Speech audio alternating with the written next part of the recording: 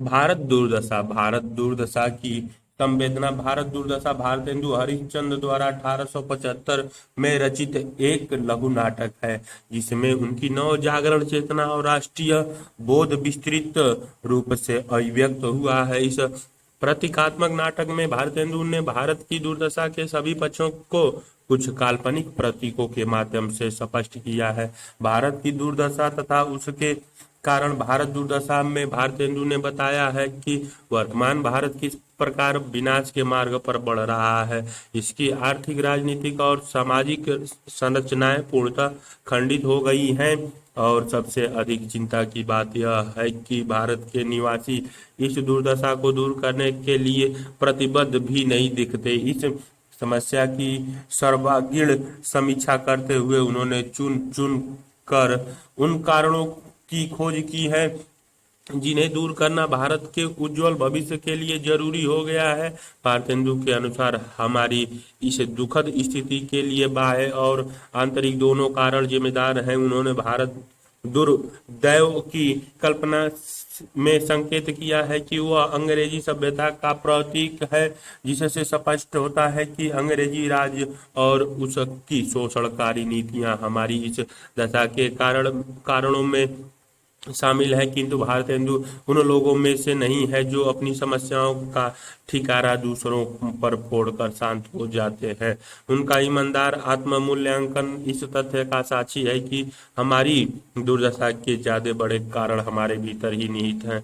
ऐसे मुख्य कारण है धर्म, संतोष, आलस, मदिरा, अज्ञान तथा रोग इत्यादि। धर्म ने हमें ऐसा दर्शन दिया जिससे सब लोग स्वयं को ब्रह्म समझने लगे और स्नेह शून्य हो गए। इतना ही नहीं, शैव, शाक्त आदि मतों ने सांप्रदायिकता पैदा की। जातीय संरचना ने जातिवाद को पैदा किया और बाल विवाह तथा विधवा विवाह निषेध जैसी स्थितियों ने सामाजिक गतिशीलता को भंग कर दिया। धार्मिक अंधविश्वासों ने प्रदेश यात्रा रोककर हमें कूपमंडूक बना दिया। शैव शाक्त वैष्णव अनेक मत प्रगति चलाए, जाति अनेकन करी नीच और उच्च बनाए। धर्म का कर्मकांडीय रूप हमारी दुर्दशा का सबसे बड़ा कारण है, किंतु संतोष और आलस्य भी कमतर नहीं है। संतोष व्यक्ति को निष्क्रिय और प्रत्ययहीन बना देता है। भारतेंदु ने तुलसीदास को निप हो हमें कहानी व लूकदास अजगर करे न चाकरी, पंछी करे न काम के कथनों का जिक्र तो किया ही है। एक व्यंग्यात्मक गजल भी इस संबंध में रची है। दुनिया में हाथ पैर हिलाना नहीं अच्छा, मर जाना पैर उठ के कहीं जाना नहीं अच्छा, कहीं जाना नहीं अच्छा। इसके अतिरिक्त मदिरा और अंधकार ने भी भारत का पर्याप्त नुकसान किया है। उच्च से लेकर निम्न वर्ग तक सभी में मदिरा की महिमा है, और इस कारण देश की बहुत सारी आर्थिक और मनोवैज्ञानिक क्षमता नष्ट हो जाती है। भारतेंदु ने व्यंग करते हुए बताया है कि वर्तमान समय में कोई चाहे धर्माधीश हो, बुद्धिजीवी हो, वकील हो या ईश्वर ही क्यों न हो, सभी मदिरा के भक्त है। वे व्यंग पूर्वक कहते हैं, मद वा पीले पागल जीवन बीते जात, बिनु मद जागत जगत सार कछु नाही मान हमारी बात। इस मुख्य कारणों के साथ भारतेंदु ने कुछ गौण कारणों का भी उल्लेख किया है जो भारत की दुर्दशा के लिए जिम्मेदार है। अपव्यय, अदालत, फैशन, सिफारिश को धन निर्गम के साथ अर्थव्यवस्था को नष्ट करने वाले कारण बताया गया है। तो भिन्नता, फूट, डाह, लोभ इत्यादि को सामाजिक संरचना का शत्रु कहा गया है। इस प्रकार यह नाटक भारत दुर्दशा हेतु जमींदार तमाम कारणों को पाठक के सम्मुख स्पष्ट करता है। नेतृत्व वर्ग व बुद्धिजीवी वर्ग की समीक्षा। भारतेंदु ने सामने समस्याएं सिर्फ अब तक हो चुके विनाश की ही नहीं है, बल्कि यह भी है कि हम उसे रोक नहीं पा रहे हैं। 5वें अंक में उन्होंने दिखाया है कि इस दुर्दशा से निपटने के लिए जो नेतृत्वशील व बुद्धिजीवी वर्ग सक्रिय है वह किस हद तक वैचारिक स्थूलता, कायरता और निष्क्रियता से भरा है। कवि से उम्मीद की जाती है कि वह कविता से पाठक की रगों में जुनून पैदा कर दे। किंतु कभी का सुझाव तो सभी पुरुषों को चूड़ियां पहनाने का या सभी भारतीयों को कोट पतलून पहनाकर बचाने का है। एडिटर सिर्फ महान लेखों से क्रांति करना चाहता है तो सभापति सभी दूरदृष्टि व साहस से वंचित है। बंगाल और महाराष्ट्र के प्रतिनिधि आक्रामक तो हैं, किंतु परिपक्वता से सुन है। दूसरा देशी इतना कायर है कि डिसलॉयल्टी के आने पर मेज के नीचे छिप गया है। पहला देशी एकमात्र समझदार चरित्र है, किंतु उसकी बातों पर किसी का ध्यान नहीं है। स्पष्ट है कि नेतृत्व वर्ग से कोई उम्मीद बांधना बेमानी है। अंग्रेजी राज की समीक्षा। इस नाटक के कथ्य का एक विवादास्पद प्रसंग यह भी है कि इसमें भारतेंदु की अंग्रेजी राज के प्रति क्या दृष्टि है। कुछ लोगों का आक्षेप है कि भारतेंदु राजभक्त है, राष्ट्रभक्त नहीं। वस्तुतः यह आरोप दो सीमाओं तक ग्रस्त है। पहली बात यह है कि भारतेंदु काल में स्वाधीन भारत का विचार उपजा ही नहीं था। दूसरी बात यह है कि जैसे कि इस नाटक में संकेत भी है कि भारतेंदु की पत्रिका कवि वचन सुधा को अंग्रेजों ने प्रतिबंधित कर दिया था। वे अंग्रेजों की प्रशंसा सिर्फ इसलिए करते हैं कि उनकी रचना प्रतिबंधित न हो जाए और वे समाज पर अपने साहित्य का प्रभाव डाल सके। यह सच है कि उन्होंने इस नाटक में कई स्थानों पर अंग्रेजी राज की प्रशंसा की है। जैसे जैसे देखो विद्या का सूर्य पश्चिम से उदय हुआ चला आता है, जब सोने का समय नहीं है। अंग्रेज का राज्य पाकर भी न जागे तो कब जागोगे। मूर्खों के प्रचंड शासन के दिन गए। लेकिन इसके साथ यह ध्यान रखना भी जरूरी है कि नाटक अंग्रेजों की शोषणकारी नीतियों का गहरी समीक्षा भी करता है। भारत दुर्दैव को आधा क्रिस्तानी बताया गया है और उसका कमरा भी अंग्रेजी ढंग से सजा हुआ है। दिखाया गया है कि डिसलॉयल्टी के कथन में हकीमेच्छा नामक दफा से शब्दों के प्रयोग से अभिव्यक्ति की स्वतंत्रता के दमन का संकेत किया गया है। तो योगी के गीत की कुछ अंतिम पंक्तियों में धन निर्गम और आर्थिक शोषण की सच्चाई प्रस्तुत की गई है। अंग्रेज राज सुख सजे साज सजे सब भारी, पे धन विदेश चली जात यही अति ख्वारी। सबसे ऊपर टिकस की आफत आई, हाँ हाँ भारत दुर्दशा न देखी जाई। इतिहास के प्रति रोमानीय बोध। इस नाटक में भारतीय इतिहास और सभ्यता के प्रति एक विशेष नजरिया दिखता है, जिसे आलोचकों ने रोमानीय या नॉस्टैल्जिक दृष्टिकोण कहा है, जिसका अर्थ है अपने अतीत के प्रति मोह से ग्रस्त होना। भारतेंदु ने नाटक के पहले में और अंतिम अंकों में काफी विस्तार से प्राचीन भारत की महानता का वर्णन किया है। सबके पहले जे ही ईश्वर धन बल दीनो, सबके पहले जे ही सभ्य विधाता कीनो। सवाल है कि भारतेंदु ने ऐसे क्यों किया। यह मानना तो संभव नहीं है कि भारतेंदु अंधा राष्ट्रवादी थे और इसीलिए इतिहास के प्रति संतुलित नजरिया रखने में असमर्थ थे। दरअसल भारतेंदु इतिहासकार नहीं बल्कि साहित्यकार थे। इसीलिए स्वाभाविक है कि वे साहित्य की दृष्टि से इतिहास को देखते हैं। उनका उद्देश्य था साधारण जन में नवजागरण व राष्ट्रीय स्वाभिमान का भाव पैदा करना। इसके लिए जरूरी था कि जन साधारण को उसके गौरवशील अतीत का हवाला देते हुए उसमें उत्साह का संचार किया जाए। इसी उपयोगितावादी दृष्टि से भारतेंदु ने इतिहास का ऐसा एक आयामी प्रयोग किया। समाधान का संकेत। नाटक समाधान के साथ समाप्त नहीं होता बल्कि समाधान की खोज के विफल होने की स्थिति में समाप्त होता है। यह भारतेंदु की सुनियोजित रणनीति है। वे चाहते तो भारत की सुखांत नाट्य परंपरा को किसी प्रकार निभा सकते थे। मंगलाचरण में जिस कृष्ण कल की अवतार का जिक्र आया है, उसे नाटक में लाकर ईश्वरीय हस्तक्षेप से दुर्दशा का समाधान कराया जा सकता था। किंतु यदि वे ऐसा करते तो जनसाधारण की मोह निद्रा मोहनिद्रा भंग होने के स्थान पर और गहरी हो जाती। उन्होंने भारत भाग्य को भी भारत के पक्ष में दिखाया, ताकि भाग्य के भरोसे रहने वाले लोग भाग्य का रोना न रो सके। यह त्रासद अंत एक प्रकार से संकेत है कि भारत का विकास तभी होगा जब भारत के 20 कोटि सूत विकास की चेतना से युक्त होकर कर्मशील होंगे। यही संकेत पहले देशीय के इस कथन में दिखाई देता है। यह कोई नहीं कहता कि सब लोग मिलकर एकचित्त हो, विद्या की उन्नति करो, कला सीखो, जिससे वास्तविक कुछ उन्नति होगी, क्रमशः सब कुछ हो जाएगा। निष्कर्ष स्पष्ट है कि भारत दुर्दशा अपने छोटे से कलेवर में एक संश्लेषी संवेदना का नाटक है।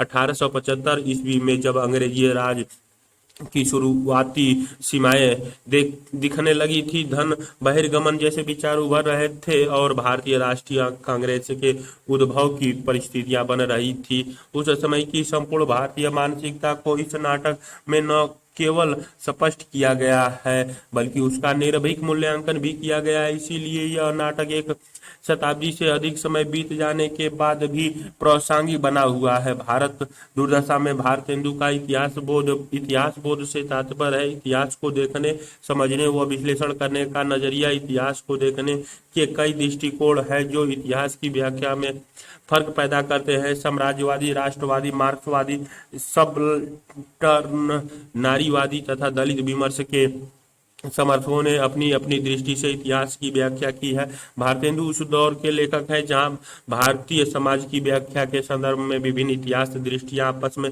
टकरा रही थी।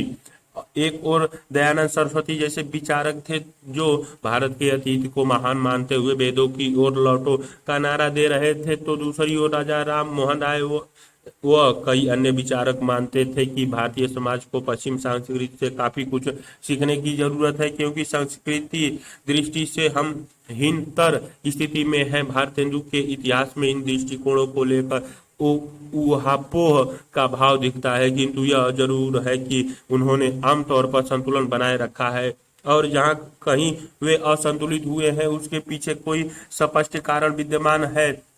प्राचीन भारतीय इतिहास की प्रशंसा की गई है। पहले, दूसरे तथा छठे अंक में ऐसे कई वाक्याएं हैं। पहले अंक में योगी के गीत की निम्नलिखित पंक्तियां दृष्टव्य है। सबके पहले जे ईश्वर धन बल दीनो, सबके पहले जे सब विधाता कीनो। भारतेंदु ने प्राचीन भारतीय इतिहास की अत्यधिक प्रशंसा क्यों की है?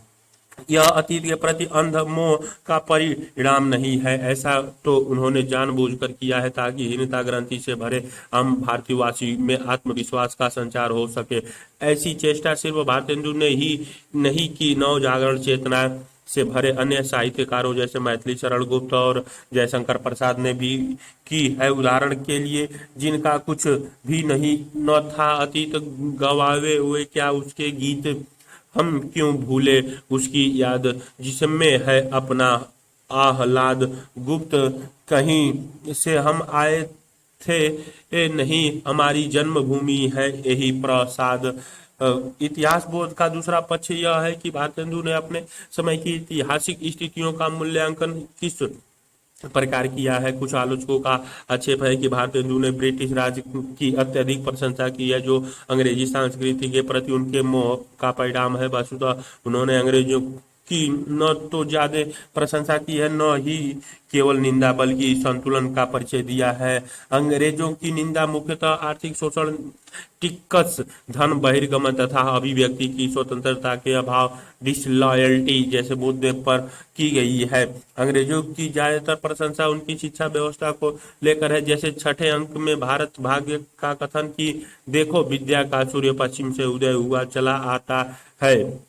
विद्या की चर्चा फैल चली। इसके अतिरिक्त कहीं कहीं यह संकेत भी है कि अंग्रेजों का शासन पहले के राजाओं से बेहतर है। अंग्रेज राज सुख साज सजे सब भारी, अंग्रेज का राज पाकर भी न जगे तो कब जागोगे। मूर्खों के प्रचंड शासन के दिन गए, अब राजा ने प्रजा का स्वतत्व पहचाना।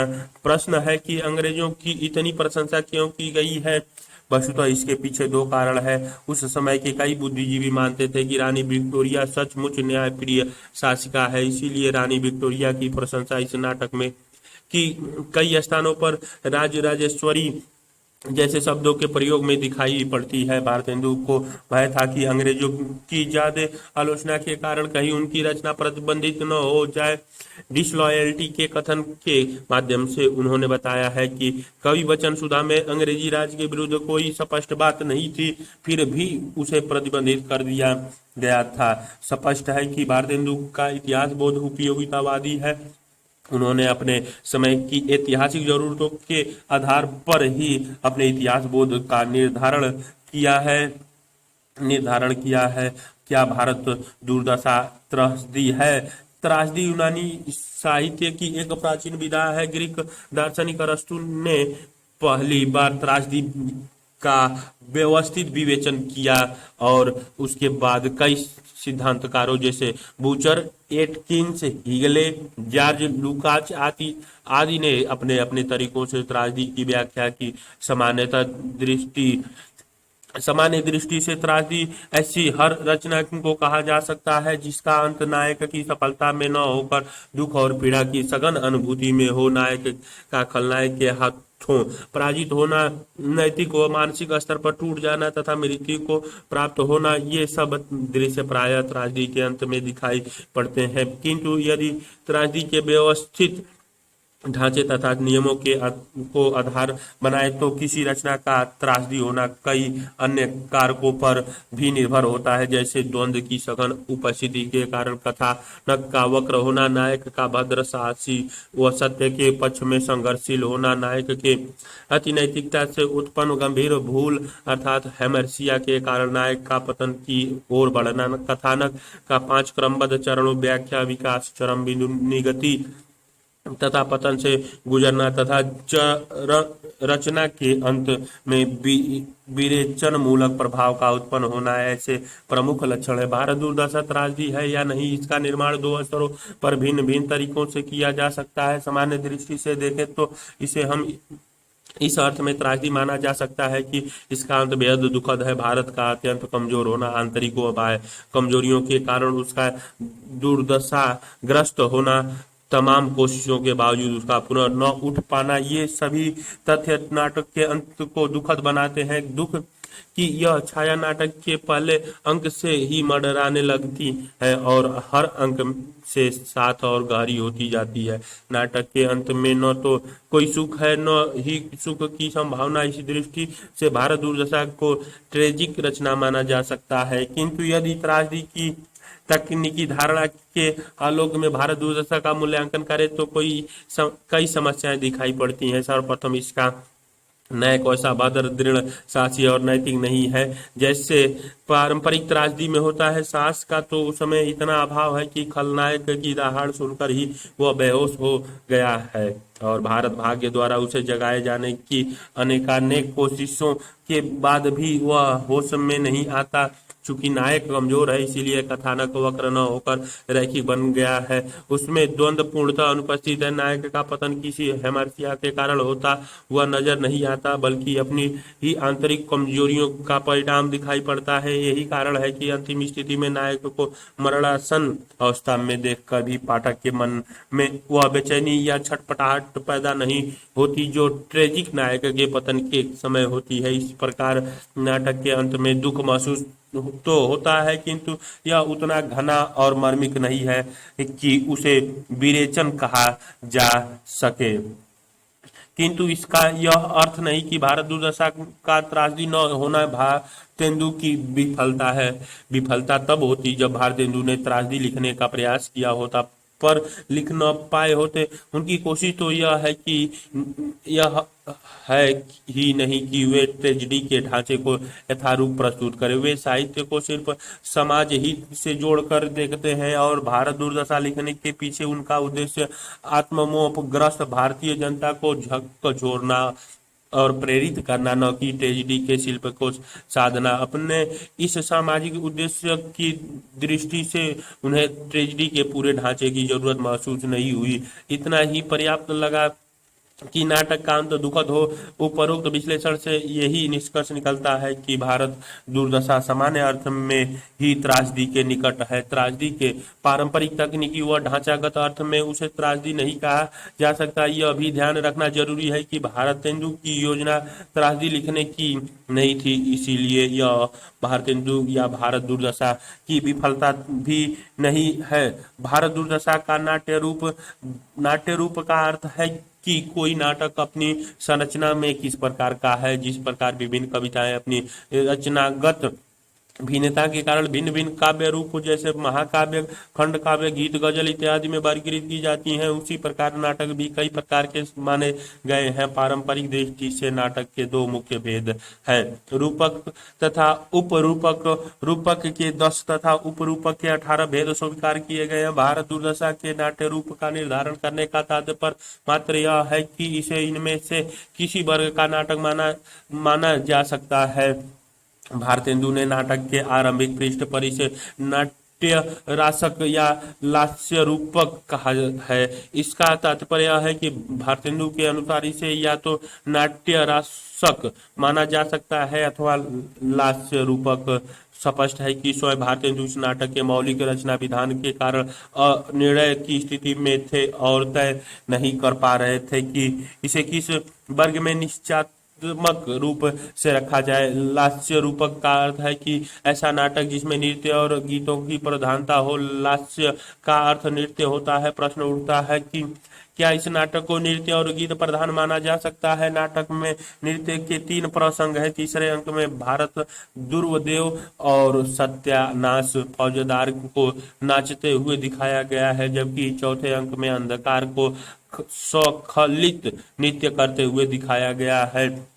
इसके अतिरिक्त नाटक में कई गीत अवश्य है। वस्तुतः इस नाटक की संरचना ऐसी नहीं है कि इसे लास्य रूपक कहा जा सके। न केवल नित्य संख्या में बहुत कम है, बल्कि सभी नित्य खलनायक पक्ष की ओर से किए गए हैं, न कि नायक पक्ष की ओर से। इसीलिए इनमें मस्ती और आनंद का भाव कम है, भय और आतंक का ज्यादा। कुल मिलाकर रचना का प्रभाव वैसा नहीं है जैसे किसी लास्य रूपक में अपेक्षित होता है। नाट्य रासक के लक्षणों का परिचय आचार्य विश्वनाथ ने दिया है। उनके अनुसार इसमें प्रमुखतः 5 लक्षण विद्यमान होते हैं। क 1 अंक, ख उदात्त नायक, ग पीठ मर्द उपनायक, घ वासक सज्जा नायिका तथा अंग श्रृंगार व हास्य रसों की प्रधान स्थिति। भारतेंदु ने स्वयं नाटक नामक निबंध लिखा और आचार्य विश्वनाथ के 4 लक्षणों को स्वीकारते हुए नाटक रासक के कुल 5 लक्षण माने। क 1 अंक, ख उदात्त नायक, ग पीठ मर्द उपनायक, घ वासक सज्जा नायिका तथा अंग अनेक प्रकार के गीतों व 5 नृत्य। प्रश्न यह उठता है कि क्या नाटक की रचना इन लक्षणों के अनुकूल है। प्रथम दृष्टि से ऐसा प्रतीत नहीं होता। नाट्य रासक में 1 अंक होता है, जबकि इसमें 6 अंक है। पुनः इसका नायक भारत उदात्त भी नहीं है, क्योंकि उदात्त होने के लिए साहस, संयम, धैर्य, उदारता और जैसे गुणों की आवश्यकता होती है, जबकि वह इतना कायर है कि खलनायक की ऊंची आवाज सुनकर ही बेहोश हो गया है और भारत भाग्य के निरंतर प्रयास के बावजूद उठता तक नहीं। पीठमर्द उपनायक का अर्थ है नायक का वह सहयोगी जिसमें नायक से कुछ कम गुण हो और नायक को फल प्राप्ति में सहायता करे। भारत भाग्य उपनायक तो है, किंतु वह गुणों में नायक से अधिक बढ़ा चढ़ा दिखता है। चौथी शर्त वासक सज्जा नायिका भी यहाँ पूरी नहीं होती, क्योंकि वह नायिका विहीन नाटक है। अंतिम शर्त गीत तथा 5 नृत्य अंशतः पूरी होती है, किंतु यहाँ भी ध्यान रखना पड़ता है कि गीत व नृत्य खलनायक पक्ष में अधिक है, नायक पक्ष में कम। कुल मिलाकर इसे नाट्य रासक कहना भी उचित नहीं होगा। इस समस्या को देखते हुए कुछ आधुनिक समीक्षकों ने भारत दुर्दशा के नाटक रूप को निर्धारित करने का प्रयास किया है। इनमें डॉक्टर बच्चन सिंह का प्रयास महत्वपूर्ण है। उन्होंने इस नाटक को अनयापदेशिक नाटक कहा है, जिसका अर्थ है वह नाटक जिसमें विभिन्न मनोभावों को चरित्रों के माध्यम से प्रतीकात्मक अभिव्यक्ति दी गई हो। सांस्कृतिक में इसे परंपरा के कुछ नाटक पाए जाते हैं, किंतु यह मत भी उचित नहीं है, क्योंकि भारत दुर्दशा के सभी पात्र मनोभावों के प्रतीक नहीं है। पहले अंक में जो योगी है वे, पांचवें अंक में जो सात सभ्य है वे वास्तविक मनुष्य ही है, न कि मनोभाव के प्रतीक। फिर कुछ प्रतीकात्मक चरित्र जैसे रोग और मदिरा किसी मनोभाव के प्रतीक नहीं है, बल्कि विभिन्न स्थितियों और वस्तुओं के प्रतीक है। स्पष्ट है कि पारंपरिक नाट्य शास्त्र में प्रचलित विभिन्न नाट्य रूपों के आधार पर इस नाटक के नाट्य रूप का निर्धारण संभव नहीं है। मौलिक रचनाएं कई बार पारंपरिक परिकरण का अतिक्रमण करती है। यह भी ऐसा नाटक है, इसीलिए अब इसे मिश्र शैली का प्रतीकात्मक नाटक कहा जाता है, जो इसकी रचना के अधीन अनुकूल है। भारत दुर्दशा की भाषा। भारत दुर्दशा 1875 ईस्वी का नाटक है और यह समय हिंदी साहित्य में भाषाई संक्रमण का बिंदु है। अवधि तो भक्ति काल के अंत में ही कमजोर होने लगी थी और ब्रज भाषा पूरे रीतिकाल में अपने एक छत्र साम्राज्य के बाद पहली बार आधुनिकता के दबाव के कारण अपने अस्तित्व की लड़ाई लड़ रही थी। यह वह समय था जब खड़ी बोली एक स्थानीय बोली का के चूल छोड़कर मानक हिंदी भाषा का आधार बनने हेतु प्रयत्नशील थी। इस संक्रमण काल का पूरा प्रभाव भारतेंदु के व्यक्तित्व तथा कृतित्व में विद्यमान था और वह भारत दुर्दशा में भी परिलक्षित हुआ। भारतेंदु अपने काल के अन्य प्रमुख साहित्यकारों के समान भाषाई द्वैत में उलझे हुए थे और ब्रज भाषा तथा खड़ी बोली में से किसी एक का चयन नहीं कर पा रहे थे। इस नाटक में उन्होंने सामान्यतः इसी नीति का पालन किया कि कविताओं में ब्रज भाषा व गद्य में खड़ी बोली का प्रयोग किया जाए। उदाहरण के लिए सबसे पहले जे ईश्वर धन बल दीनो आ सबसे पहले जे ही सभ्य विधाता कीनो। ब्रज भाषा। यह कोई नहीं कहता कि सब लोग मिलकर एक चित हो, विद्या की उन्नति करो, कला सीखो, जिससे वास्तविक कुछ उन्नति हो, क्रमशः सब कुछ हो जाएगा। खड़ी बोली। भारतेंदु की भाषा योजना बहुमुखी है। वे न तो राजा लक्ष्मण सिंह की तरह संस्कृत निष्ठ शब्दावली के प्रति मोहासक्त थे और न ही राजा शिव प्रसाद सितारे हिंद की तरह अरबी फारसी परंपरा को अत्यधिक महत्व देते थे। उन्होंने सभी परंपराओं से शब्दों को खुलकर स्वीकार किया। उनकी प्राथमिकता सिर्फ यह थी कि उनके शब्द सहज हो, चाहे वे तत्सम हो, तद्भव हो, देशज या विदेशज हो, तत्सम अपव्यय, अनाविष्टि, अतिविष्टि, राज राजेश्वरी, देशज शब्द वै रंच वैदगी, मुए जानने, तद्भव अवगुण, ब्याह अरु मुह, विदेशज, डिसलॉयल्टी, मेडल, संपेन, काहिल, खाक। भारतेंदु ने लोक भाषा का प्रयोग अधिक करने के लिए मुहावरों और लोकोक्तियों का अत्यधिक प्रयोग किया, क्योंकि वे जानते थे कि मुहावरों तथा लोकोक्तियों का निर्माण लोक जीवन के साक्षात अनुभव से ही होता है और किसी भी समाज की नब्ज या धड़कन इन्हीं में व्यक्त होती है। कुछ मुहावरे और लोकोक्तियों के उदाहरण इस प्रकार है। मोटा भाई बना कर मोड़ लिया। इन चारों ने सारी दुश्मन की फौज तितर बितर कर दी। एक जिंदगी हजार ने आमद है। लोकोक्तियां। भारत दुर्दशा की भाषा संरचना में एक महत्वपूर्ण तत्व सूत्र भाषा का प्रयोग भी है।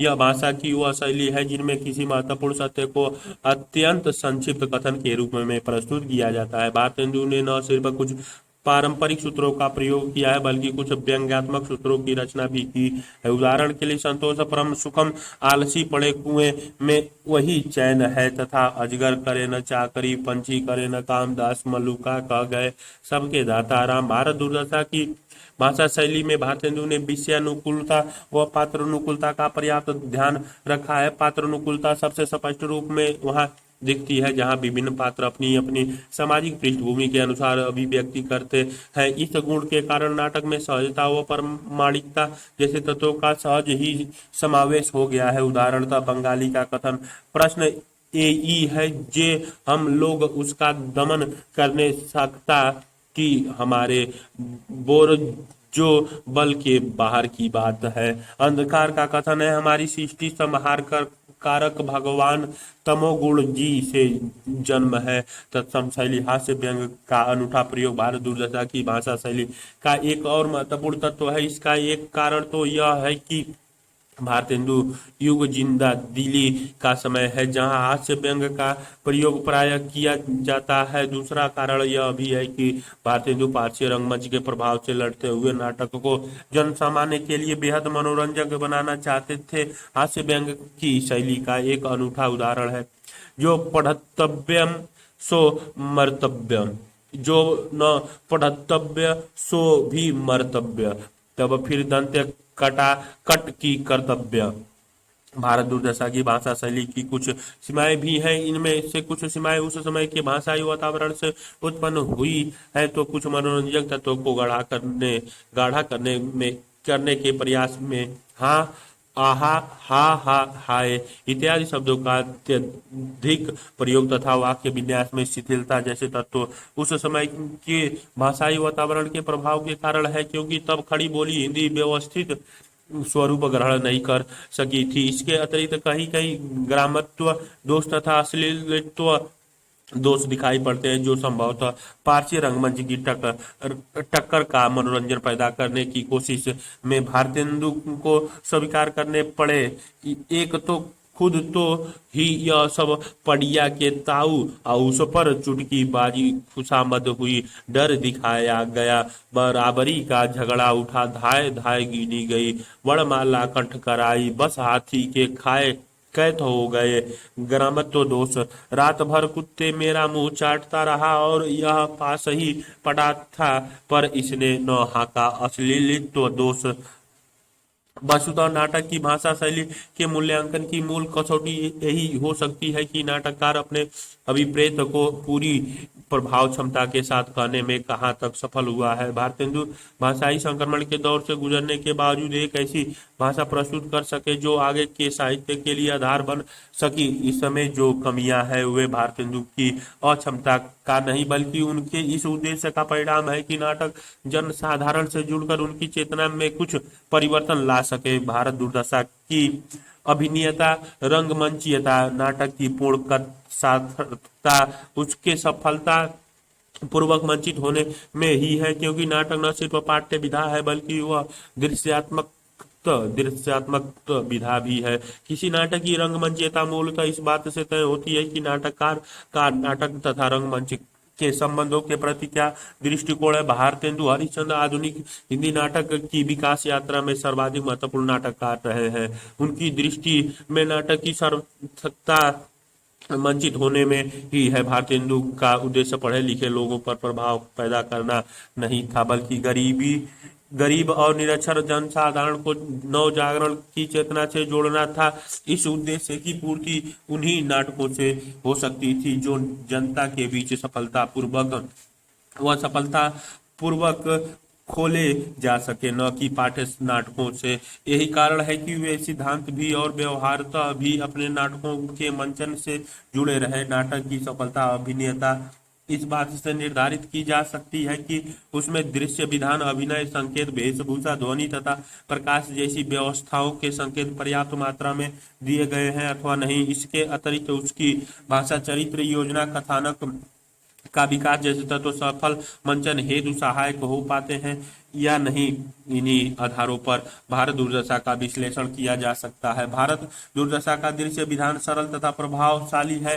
6 अंक के इस कथक नाटक में 6 ही दृश्य है, अतः दृश्यों की संख्या इतनी अधिक नहीं है कि निर्देशक के लिए बार बार दृश्य परिवर्तन करने की समस्या उठ खड़ी हो। दृश्य विधान सरल भी है। पहले अंक में बीथी का दृश्य, दूसरे अंक में शमशान, टूटे फूटे मंदिर, बिखरी हुई अस्थियां और कौवे, सियार व कुत्ते का दृश्य, तीसरे अंक में मैदान का दृश्य है जिसमें फौज डेरे दिखाए गए हैं। चौथे अंक अंग्रेजी ढंग से सजे हुए एक कमरे पर आधारित है। पांचवें अंक में एक किताब खाना है जहां एक बड़ी मेज पर कुछ कुर्सियां है।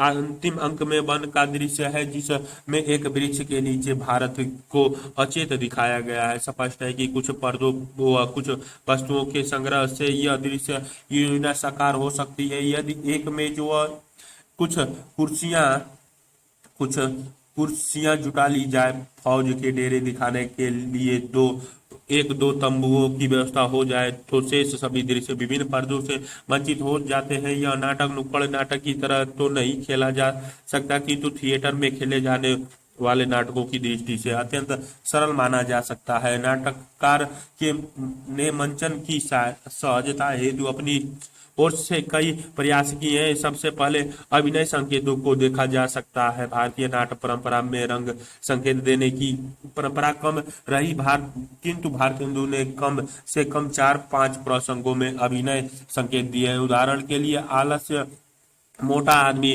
जम्हाई लेता हुआ धीरे धीरे आता है, अंधकार गाता हुआ स्खलित नृत्य करता है। भारतेंदु के समय मंचीय विधान पर्दे पर आधारित था। उस समय ऐसा तकनीकी विकास नहीं हुआ था कि प्रकाश व्यवस्था से मंच के दृश्य परिवर्तनों तथा प्रभाव को व्यक्त किया जा सके। भारतेंदु की कल्पनाशीलता का ही प्रमाण है कि उन्होंने एक स्थान पर प्रकाश व्यवस्था का सक्रिय प्रयोग किया है। अंधकार के प्रवेश के समय उन्होंने संकेत दिया है कि रंगशाला के दीपों में से अनेक बुझा दिए जाएंगे।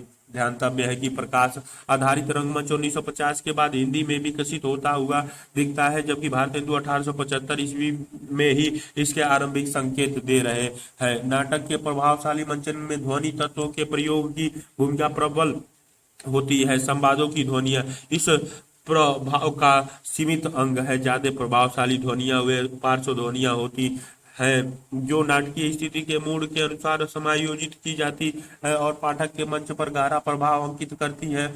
पार्श्व ध्वनियां के प्रयोग की विशेषता परंपरा तो भारतेंदु के सामने नहीं थी, किंतु सीमित रूप से उन्होंने इसका भी प्रयोग किया है। अंधकार के आगमन तथा गमन दोनों ही स्थितियों में उन्होंने पार्श्व ध्वनियों का प्रयोग किया है। आंधी आने की भांति शब्द सुनाई पड़ता है। आगमन के समय नेपथ्य में वैतालिक गान और गीत की समाप्ति में क्रम से पूर्ण अंधकार और पटाक्षेप प्रस्थान के समय इन सभी तत्वों के साथ वेशभूषा अर्थात आहार्य अभिनय के प्रति भी भारतेंदु ने ध्यान दिया है। उन्होंने विभिन्न चरित्रों की वेशभूषा का स्पष्ट अंकन किया है। उदाहरण के लिए भारत फटे कपड़े पहने, सिर पर अर्ध किरीट, हाथ में टेकने की छड़ी, शिथिल अंग।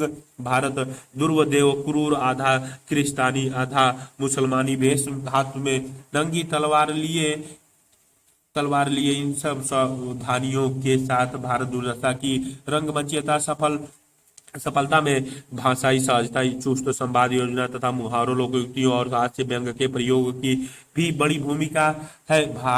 किंतु भारत दुर्दशा की रंगमंचीयता निरापद नहीं है। कुछ ऐसे तत्व इस नाटक में है जो मंचीय प्रभाव को शिथिल बनाते हैं। सबसे पहली समस्या है गीतों की अधिकता। सिर्फ 6 अंकों के इस छोटे से नाटक में 15 गीत हैं, जिनमें से कुछ तो बेहद लंबे हैं। इनसे कथा का प्रवाह भंग होता है। चरित्रों की अधिकता और उनकी प्रतीकात्मकता एक अन्य समस्या है, जिसके कारण दर्शक किसी भी चरित्र से निरंतर तथा सहज संबंध नहीं बना पाता। संवाद योजना में कहीं कहीं लंबे स्वगत कथन आए हैं, जिससे संवाद भाषण बन गए हैं और नाटकीय तनाव पर भावुकता हावी हो गई है। कहीं कहीं देशी और ग्राम्य शब्दावली अर्थ बोधन में समस्या उत्पन्न करती है, तो कहीं कहीं रंग संकेतों की कमी निर्देशक को असहाय बना देती है। इन सीमाओं के बावजूद यह तथ्य ध्यान रखा जाना चाहिए कि भारतेंदु के जीवन काल में ही लखनऊ, बनारस और बलिया आदि स्थानों पर इस नाटक का सफल मंचन किया जा चुका था। आज भी यदि निर्देशक को थोड़ी सी स्वाधीनता प्रदान की जाए तो गीतों को कुछ काट छांट कर तथा भाषा को कुछ समसामयिक बनाकर इसका प्रभावशाली मंचन करना कठिन नहीं है। व्याख्या अभ्यास भारत दुर्दशा। हाँ, भारतवर्ष को ऐसी मोह निद्रा ने घेरा है कि अब इस के उठने की आशा नहीं। सच है, जो जानबूझकर सोता है उसे कौन जगा सकेगा। हाँ, दैव तेरे विचित्र चरित्र है। जो कल राज करता था वह आज जूते में टाका उधार लगवाता है। संदर्भ प्रस्तुत गदावतरण हिंदी नाटक के पुरोधा भारतेंदु हरिश्चंद्र द्वारा 1875 ईस्वी में रचित प्रसिद्ध नाटक भारत दुर्दशा से लिया गया। यह नाटक हिंदी में त्रास तत्वों के प्रयोग की दृष्टि से नई परंपरा का सूत्रधार माना जाता है। प्रसंग प्रस्तुत पंक्तियां भारत दुर्दशा के 6ठे अंक में प्रयुक्त हुआ है। भारत भाग्य जो कि उपनायक है वह भारत नायक को बार बार उठाने का प्रयत्न कर रहा है, किंतु भारत दुर्व देवों से भयभीत और मूर्छित भारत उठ नहीं रहा है। इसी निराशा से ग्रस्त होकर भारत भाग्य यह कथन करता है, व्याख्या भारत भाग्य कहता है कि अब भारत की दशा के सुधारने की संभावना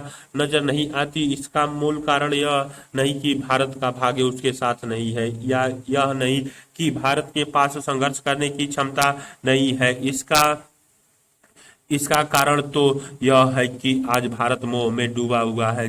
उसे अपने वर्तमान व भविष्य को संवारने की चिंता नहीं है, उसे अपने अतीत की महानता पर गर्व है और उसी मिथ्या गर्व में चूर होकर वह वर्तमान समस्याओं से नजर चुरा रहा है। यह सत्य भी है कि यदि कोई व्यक्ति या देश आगे बढ़ने की मानसिकता से युक्त न हो, कर्मठ व ऊर्जान्वित ही न हो, तो कोई अन्य उसकी सहायता कैसे कर सकता है। भारत के अतीत और वर्तमान के अंतर विरोधों पर आश्चर्य करते हुए वह कहता है कि एक समय जो धन बल शिक्षा सभी दृष्टियों से विश्व में सर्वोच्च स्तर पर था, आज पतन के गर्त में है। विशेष इन पंक्तियों में नव जागरण की चेतना दिखाई पड़ती है। नव जागरणकालीन विचारक देश को यह संदेश देना चाहते थे कि भारत की दुर्दशा सिर्फ भारतीयों के जागृत होने से ही दूर हो सकती है। उसी समय स्वामी विवेकानंद ने कहा था, उठो जागो और लक्ष्य को प्राप्त करो। उत्तिष्ठम जागृतम प्रयारात्रि बोधत। अतीत और वर्तमान के अंतर विरोधों के माध्यम से यहाँ वर्तमान की त्रासदी को और गाढ़ा किया गया है। इसी नाटक में अतीत का ऐसा चित्रण पहले अंक में भी हुआ है। सबके पहले जेहि ईश्वर धन बल दीनो, और सबके पहले जो ई सभ्यता विधाता कीनो। अब सबके पीछे सोई परत लखाई, हा हा भारत दुर्दशा न देखी जाई।